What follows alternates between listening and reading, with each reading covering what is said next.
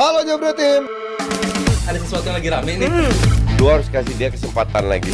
Di atas kertas lo semuanya harusnya menang. Ada bahasan yang paling ditunggu-tunggu. Manchester City menang 5-2 dari Palace. Itu artinya ya City udah 39 kali menang 5 gol atau lebih di bawah asuhannya Pep Guardiola. Ini kayak inget zaman dulu ya. Iya, dia udah mulai ya mojonya mungkin udah kembali lagi, tapi mungkin baru satu pertandingan tidak bisa dijadikan tolak ukur, tapi minimal dia ini menjadi ajang eksperimen dia menuju akhir musim lah untuk menyambut musim depan, siapa pemain yang bisa dipakai untuk sistem dia untuk recovery lagi, dan juga siapa pemain yang mungkin sudah habis masa edarnya dan bisa digantikan lagi. Kita ngomongin tertinggal dulu 2 gol, kemudian bisa membalas 5 gol. Apakah memang ini mulai kelihatan dari eksperimen Guardiola memainkan pemain-pemain mudanya, termasuk posisi-posisi yang coba-coba terus dari McAtee, O'Reilly, kalau Matheus Nunes sudah nggak usah disebut lah ya. Tapi 2 pemain muda, kalau Oscar Bob kan kita masih menunggu dengan dia cedera panjang di pramusim kelihatannya menjanjikan, tapi cedera membuat akhirnya tidak bisa tampil. Apakah McAtee dan O'Reilly ada pemain yang mungkin bisa dicoba musim depan lebih banyak lagi menit bermain, Aldi, menurut lo? Iya, tentu Guardiola lebih tahu ya bagaimana lu memainkan seorang 2 nama pemain muda tadi. Yang jelas 2 nama yang tadi Panji sebut jelas punya potensi yang luar biasa di umurnya segitu. Dan tentu ini menjadi musim yang berat bagi Man City karena lu kehilangan peran dari seorang Rodri yang lagi-lagi gue harus bilang bahwa ini terlalu sentral perannya. Dan jelas juga absen atau menjadi musim terakhir bagi Kevin De Bruyne juga menjadi musim yang tentu dengan kasus yang belum selesai juga. Artinya tidak nyaman sama sekali bagi Man City, tapi jelas Man City gue sih yakin musim depan akan menjadi sesuatu lagi, walaupun masih menunggu apa yang bakal terjadi nanti di ruang sidang gitu. Gue sih nggak mengharapkan mereka yang penting keadilan terjadi, cuman gue pengen Man City sebagai Man City-nya, sebagai Barcelona-nya, tim yang baru treble winner 2 tahun lalu, artinya tetap bisa menjadi sesuatu yang mereka build selama ini gitu. Dan kalau O'Reilly ya kita lihat lah dia main di back sayap kiri atau di back kiri bagus banget, dan buat gue Man City sekarang bakal kembali ke market di Juni nanti, di musim panas nanti, bahwa mereka jelas perlu adanya overhaul di tim ini. Apakah mereka harus rely dengan Nunes lagi, harus rely dengan Gundogan yang katanya akan dikontrak lagi per match. Artinya bahwa ini akan menjadi sesuatu yang pelik sih ke depannya kalau emang lu nggak membeli pemain-pemain baru untuk mempersiapkan musim depan. Mereka punya Foden yang bisa dibilang bakat terbaik dari akademinya lah, yang mungkin bisa mentas, tapi Foden yang kita kenal nggak pernah bisa menjulang sebagai pemain kunci yang bisa menggendong lah. Dia hanyalah sebagai roda penggerak yang bermain as a team, Mas. Apakah 2 pemain ini punya potensi menjadi pemain yang juga lebih bagus daripada Foden, atau menurut lo potensi seperti apa ngeliat dari O'Reilly maupun juga seorang McAtee? Kalau kita lihat kan Cole Palmer the one that got away lah, pergi gitu aja. Terus Delap punya potensi tapi akhirnya dipinjemin ke Switch juga. Nah, lu melihat O'Reilly dan juga si McAtee ini gimana chance-nya? Iya, di awal pre-season kan kita ngelihat McAtee sama Oscar Bob ya. Ini 2 pemain yang punya penampilan fantastis sih menurut gua. Oscar Bob terutama ya. Ini pemain yang bisa ditaruh di depan untuk gantiin Foden di posisi depan, ataupun kadang-kadang menjadi back sayap pun bisa juga. Dalam komposisi 4 back dia ditaruh di situ pun bisa, karena dia punya kemampuan untuk roaming ke depan, one on one-nya bagus, take ons-nya bagus, terus penetrasi ke dalam kotak penaltinya juga berani gitu. Cuman ya sayang dia mengalami cedera sehingga baru sekarang bisa main lagi.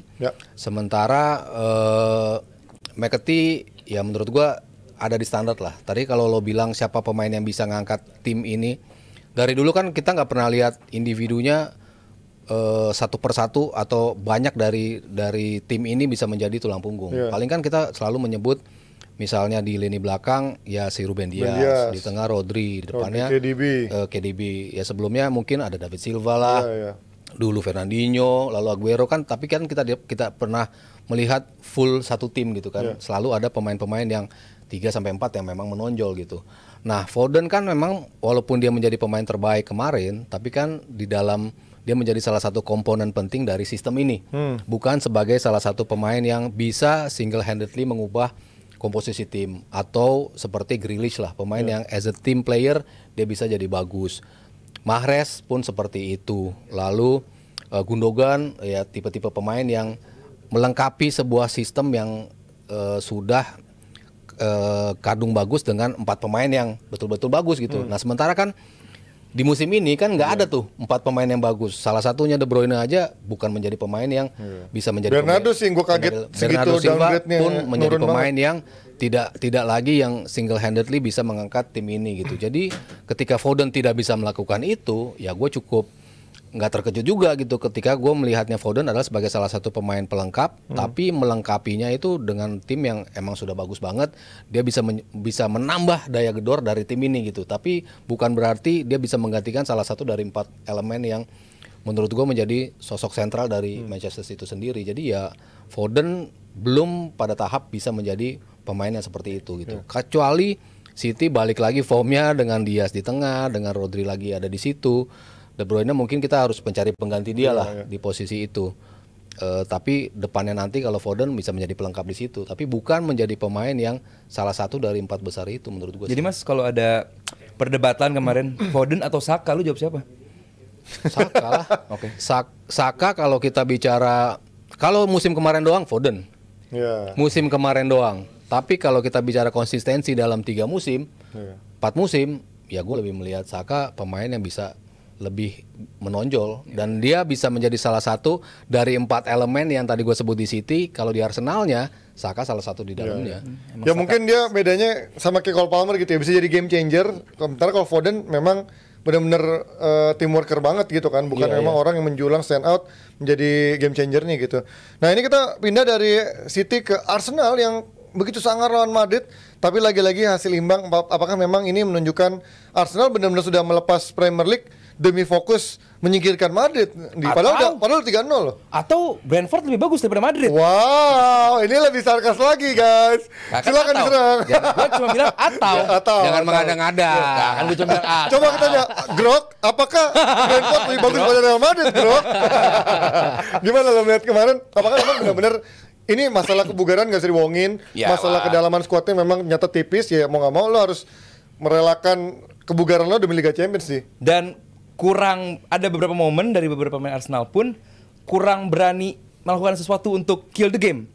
Ada beberapa peluang, Saka udah kosong, kipernya udah nggak berani nge-shoot. Ya. Gitu loh. Jadi di luar fisik yang juga mulai tergerus, di luar lagi fokusnya mereka ke Liga Champions juga, di hadapan mereka ada Madrid, ada Bernabeu yang siap remontada gitu kan. Artinya bahwa nggak gampang yang Teror remontada udah berkeliaran ya dari fans Madrid gitu. ya. Dan Madrid pun bilang akan melakukan hal yang tidak pernah dilakukan sebelumnya, kata fansnya kan, buat Arsenal. Jadi ya gua sih yakin, bukan berarti alasan, gua sih yakin ada sesuatu yang emang tidak mudah bagi Arsenal, pemain Arsenal saat ini gitu. Cuman menghadapi Brentford kemarin, yes, performanya emang tidak.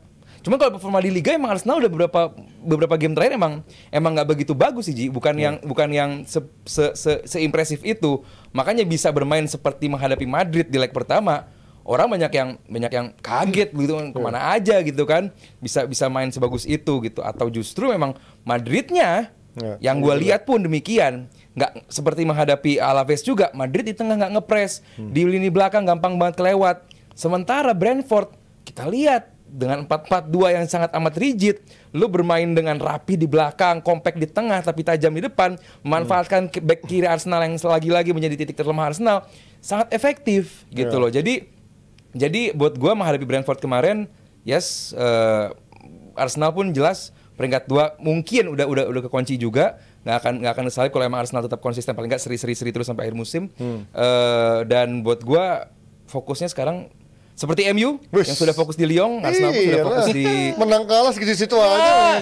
Beda 4 enggak, peringkat 17 nggak ngaruh ya. Degradasi enggak, Nggak mungkin degradasi. Liga Eropa juga enggak. Nggak mungkin Ngapain? nggak. Udah fokus di Eropa. Juara Liga Champions, juara Liga Eropa lah biar dapat Salam Liga aja tuh. Champions.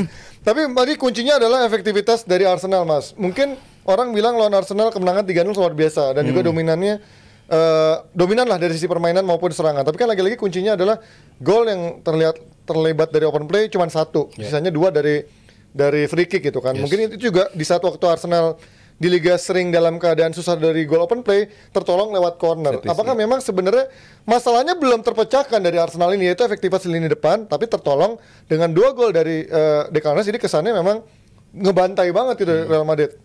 Khusus lawan Madrid, gue bilang sih lini depannya sangar sih Arsenal. Oke. Harus diakuin peluangnya banyak kan. Tapi kan efektivitasnya Mas. Betul, Kalau peluangnya kan di setiap pertandingan banyak gitu. Di dia luar kan. efektivitas, Courtois-nya harus kita Bagus. masukin itu Gila juga itu dong. orang. Iya. Courtois lagi gila banget itu kan, kalau bukan Courtois mungkin lebih dari 6 gol. 3 gol gitu Iya, lah. iya. Ya 5 gol lah minimal kemarin tuh kalau lawan Madrid harusnya dia. Iya, Benar. itu kan suatu bukti bahwa mereka sudah bisa ya mereparasi sih enggak lah ya, tapi bisa maksimalkan Madridnya. Madrid itu kan ya Ancelotti sampai marah-marah ketika komparasi dari berlarinya para pemain, kok jaraknya bisa hampir 13 km.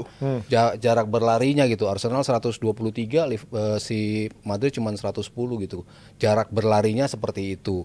Di total larinya Mbappe itu cuma 5 kalau nggak salah 5 km. Vini juga sekitar 5. Bahkan si Ancelotti bilang larinya nggak lebih banyak dari Courtois, ini dua orang ini Lemah gitu. amat 5 km. Artinya apa tuh Mas? Malas. Artinya ya itu terlihat sekali bahwa di laga-laga krusial seperti itu lu kan harus menunjukkan lu mau berlari gitu. Ya. Even Ronaldo aja dengan label superstar seperti itu mau berlari terus kan ketika Liga Champions is at the stake gitu kan.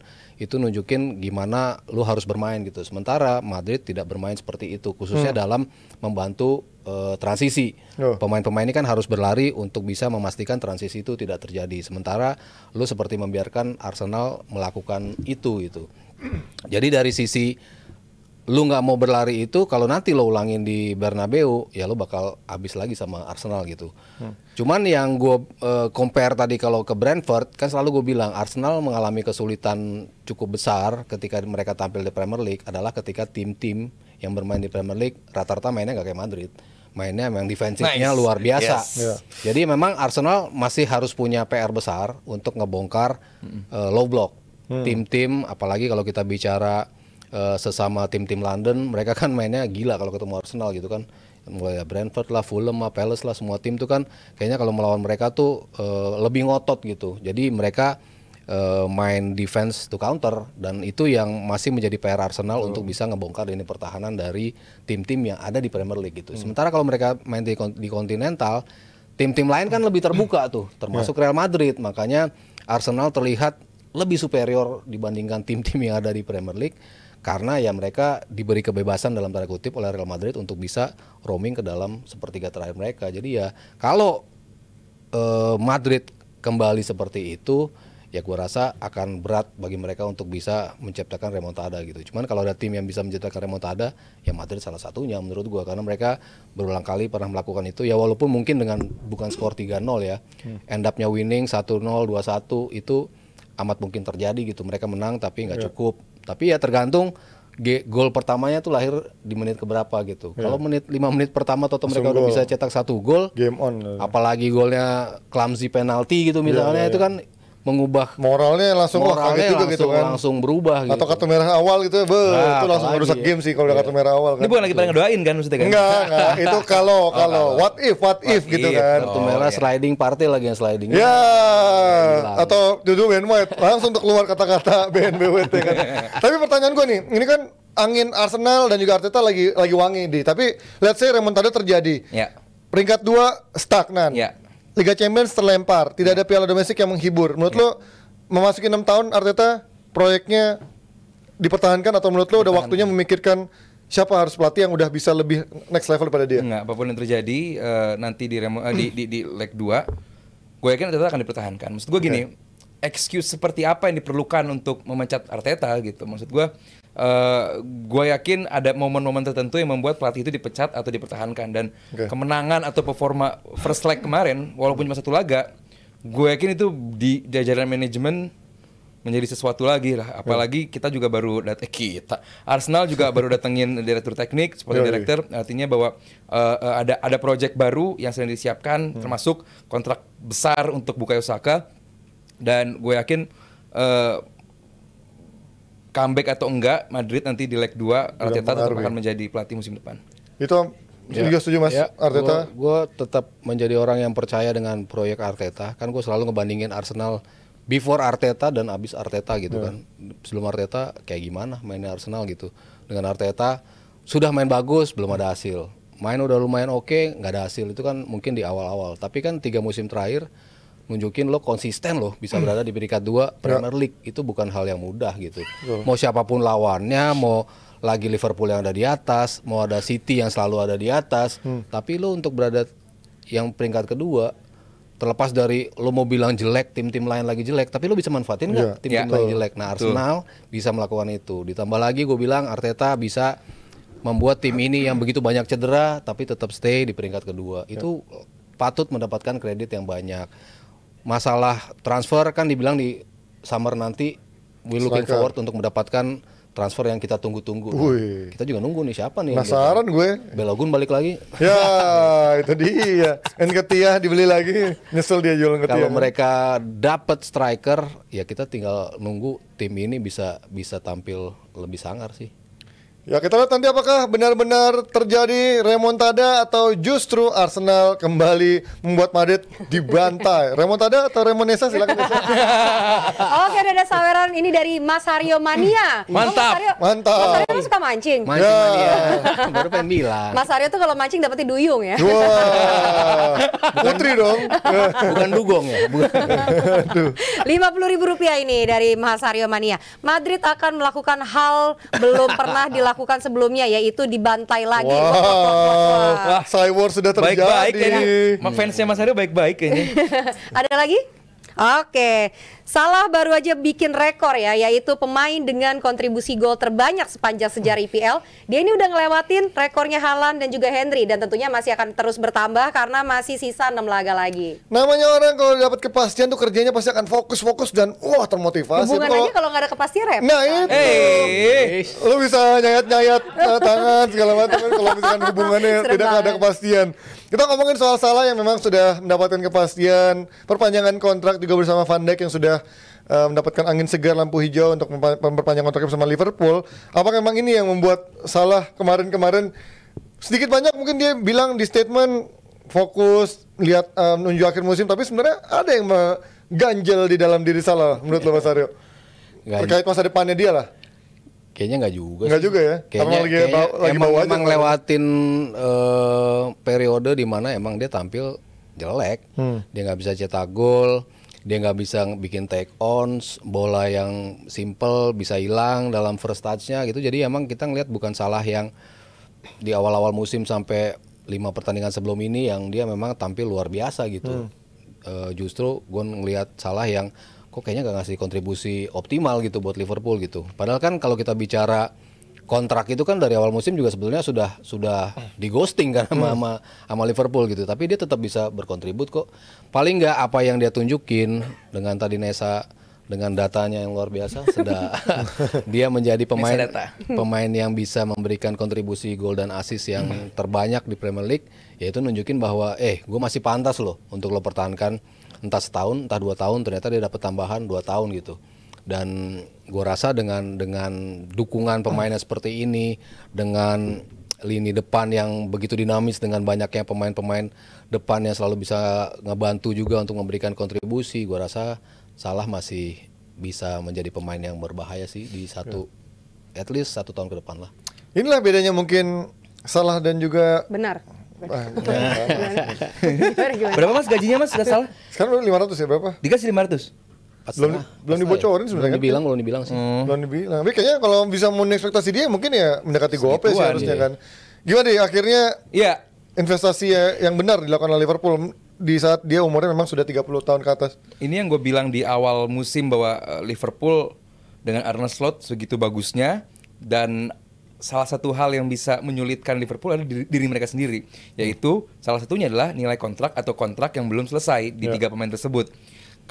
Mungkin gue sedikit berbeda dengan Mas Haryo gitu ya, bahwa gue yakin sedikit banyak terkatung-katungnya nasib lu di sebuah klub sedikit banyak bakal mempengaruhi performa di atas lapangan. Paling enggak itu bisa menjadi reason atau alasan kenapa emang lu ada masanya tidak sebaik biasanya gitu. Ada apa? Kenapa Salah begitu? Mungkin sedikit banyak terpengaruh lah, terpapar. Kalau di awal mungkin nggak terpengaruh, tapi menuju akhir pasti udah mulai 3 bulan 2 bulan lagi nih, kemana gue nih gitu kan? Gue gimana nih? Iya kan? Pasti mungkin ada sedikit banyak melihat itu karena ada beberapa pemain pun yang menunjukkan bahwa begitu selesai kontrak performanya bagus lagi gitu. Memang ada beberapa pemain yang punya rekor yang ditunjukkan setelah mereka deal kontrak baru, performanya meningkat gitu. Mungkin juga Van Dijk sudah punya sedikit banyak kejelasan soal nasibnya juga di Liverpool, sehingga ya Van Dijk kalau kita lihat menghadapi Everton kemarin, kita lihat sendirilah, bukan Van Dijk yang kita tahu gitu kan, bisa se-floppy itu menghadapi Betonya Iya, kemarin Everton. Sama yang menghadapin Fulham kan? Ya, Fulham Fulham juga kocar-kacir dia sama Muniz. Muniz, iya. Artinya bahwa ada apa nih Van Dijk gitu. Buat gue sih tetap sedikit banyak alam bawah sadar, so tahu lagi. Maksudnya kayak secara ini namanya manusia ya gitu, begitu udah jelas. Oke, gue bakal di sini, gaji gue segini, gue tetap di tim yang gue cinta. Itu bakal beda sih, dan itu ditunjukkan sama Salah sama Van Dijk, dua pemain yang kita juga setuju paling urgent buat dipertahankan sama Liverpool gitu, karena lu nggak mungkin mencari penggantinya Salah dan juga Van Dijk. Ini dua pemain yang buat gue Liverpool sangat privilege punya dua talenta yang seluar biasa, Van Dijk dan juga Salah. Tapi jeleknya sih menurut gue bukan karena lebih ke kontrak sih, Ji.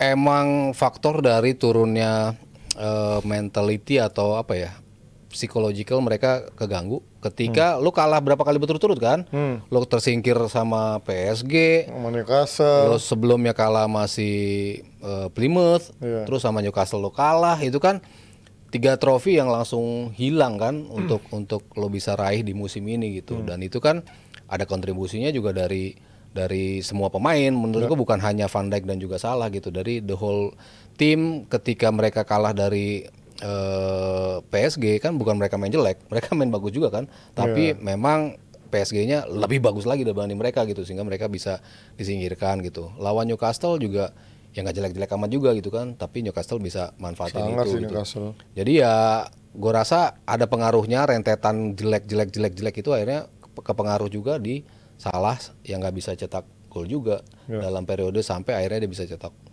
beri kontribusi juga kemarin. Cuma butuh 2 kemenangan lagi untuk mengunci gelar, atau bisa lebih cepat kalau Arsenal kalah 2 kali atau kalah 1 kali lagi. Cuman ini dia masih ketemu kan Arsenal Liverpool kan? Ada di Anfield. Bisa pesta lawan Arsenal loh di Anfield. Gimana tuh? Itu tanggal berapa sih? Di ujung ya? Bisa guard of honor dong. Iya. Cie. Itu seru dong, bisa jadi God of Honor dong. Itu sebuah pukulan yang telak ya dibuat lu sebagai fans Arsenal ngeliat. Lawan Spurs kan mereka pasti juara. Atau kalau lu memang ternyata bisa ngalahin Madrid, tidak peduli kita mau jadi God of Honor kayak mau Emang gelar Liverpool kartu pasti ngalahin Arsenal di Anfield. Enggak, tapi kan kalau dia udah juara kan Sebelum main kan guard of honor dulu. Oh ya apa-apa. itu. Udah pernah soalnya sama MU dulu kan. Pernah. Ya kan, itu bisa lebih cepat kan. Artinya Bisa. Dan ya udahlah buat gue Liverpool udah dari juara kapan lah tahu ya. kita katakan kan udah pasti juara lah gitu. Dan apa yang ditunjukin di lapangan mungkin ada hiccup-nya beberapa pekan kemarin, cuman ya Liverpool, kalau kata Mas Hero, Liverpool being Liverpool gitu, mereka even nggak bermain bagus pun they know how to win. Dan ya musim yang luar biasa khususnya bagi Arne Slot. berarti waktunya dia benar-benar memainkan pemain-pemain cadangannya dong untuk sisa Premier League daripada dia memaksakan pemain-pemainnya yang tipis ini cedera-cedera menuju Liga Champions. Selain Sterling masih main nggak Sterling? Arsenal. Iya Arsenal. Kan dia udah nggak nothing tulus dong di Premier League, udah stuck di peringkat 2 kan. Tapi pemain dicadanganin pun atau nggak dimaininkan pun, Ji, itu secara match fitness berkurang. Oke. Jadi tetap namanya paling nggak minimal menit-menitnya dikurangin lah. Tetap ada harus main gitu. Kayak kemarin Odegaard dicadangin, Ya. Saka juga dicadangin. Artinya bahwa Merino Sterling nggak juga dikasih main kemarin. Sterling Apa? kasihan Sterling. terlalu beresiko mungkin mainin dia. Sterling kan kemarin asis kan? Apa? Sterling asis bukan? Nggak main kemarin mas. Gue nggak lihat. Bukan kemarin ke Yang sebelumnya. Oh iya. Kan. Terus apa lagi sih? Udah sih paling ya Skelly. Oh Nueri cedera ya? Waneri Nueri cedera kan? Artinya tinggal Skelly doang yang dimaksimalkan. Ya kita lihat lah. Memang ini hanya tinggal menunggu waktu. Tapi kita lihat apakah mungkin Liverpool bisa pesta lebih dulu sebelum menghadapi Arsenal, atau mungkin pesta langsung waktu menghadapi Arsenal tuh rasanya sakit Lebih itu sakit di sini. itu. Lebih sakit Daripada di kita situ. guard of under duluan, Ya. mendingan. Tapi mungkin Arsenal mengejar misi yang lebih penting ya, seperti mengejar misi Liga Champions, seperti halnya ini yang mengejar juga misi menuju tiket Liga Champions musim depan ya. Oke, udah ada saweran dari Gerard Garker, Rp100.000. No THA, no problem. Wih. Ada lagi dari Bam CNWA Rp50.000. Bang, komentar Trentan ke Madrid dong, fix banget. Trentan Muslim. Trentan Guyen. Bukan, itu yang jualan bebek dong. Trent Alexander Arnold. Oh, dia nyingkatnya Trentan gitu dia ya. bikin singkatan Dikira sendiri. jual bebek ya. tadi kan kelihatan muslim. Baru ngomong. Jual bebek. Pas Syarat. lah gantiin Carvajal kan nggak mungkin Lucas Vazquez lo mainin situ, nggak mungkin Valverde lo main di situ. Lo dapat pemain yang emang Mampus sih back tengahnya kerja keras sih. tapi emang quality yang diinginkan Madrid seperti itu. Justru umpan-umpan dari jauhnya Trent tuh kan dibutuhin sama Iya, cuman- Madrid. Ya itu. Dia butuh DMF yang kuat, yang firm sama back tengah yang ada terus tiap musim sepanjang musim itu. Itu keywordnya tadi terakhir. Iya kan, Bukan sebagai pengganti Carvalho doang, tapi sebagai orang yang bisa memberikan umpan jarak jauh yang bagus. Kalau backnya Trent, si seneng tuh winger-winger La Liga. Iya senang di sayap-sayap Anthony. Kan Valverde sama si Tchouaméni main di situ di tengah. Jadi Iya, bisa Tchouaméni bisa mainnya- konsentrasi, nggak harus ke belakang kan Valverde. DMF yang tidak konsisten Tchouaméni itu ya. Ya kalau Oke. Trent ketemu ke Madrid ya, ayolah ketemu Arsenal lagi lah. Ya mulai dia. lagu nih. Remontada langsung dicari langsung. Yes.